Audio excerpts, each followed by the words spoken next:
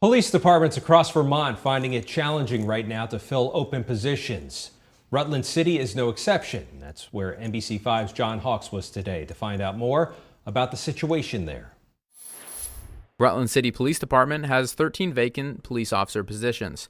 The city says the number of vacancies ballooned due to retirement, people moving to other law enforcement agencies, or getting out of the field altogether. Filling their roles has not been easy. It's just becoming very difficult to find people who want to be a police officer. Even when there is a prospective candidate, it is challenging to get them actually on the force. The process can take up to a year to hire someone. We'll exclude individuals because they haven't passed the PT or there's concerns on the initial psychological exam.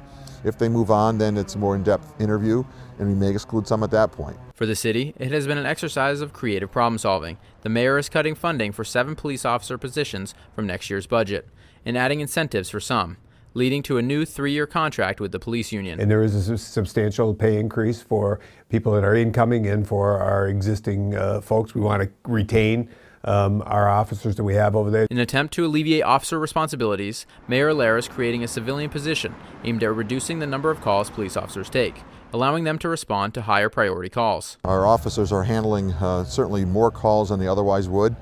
So even though our overall call volume's down, our officers who are actually working are handling quite a few more calls than they had when we were more fully staffed. Understaffing is not new to the city. It has been discussed in budgets for almost a decade. According to the mayor, it's been 6 to 8 years since the department has been fully staffed, and the issue is not just in Rutland. Departments across the state are in a hiring crunch. Hartford is short 2 or 3 officers, Springfield is down 7 officers, and Norwich is currently down 1 full-time officer. When we start to look at that, most agencies here in Vermont have 10 or fewer officers. And when you're down 1 or 2, that can create some pretty significant staffing concerns. While no department we spoke to has seen a crime increase due to staffing shortages, making difficult decisions on how to respond to calls could be on the horizon. So we try to be proactive in nature, getting out there, being involved in our community, and stopping issues before they become a bigger problem or before they become a systemic issue.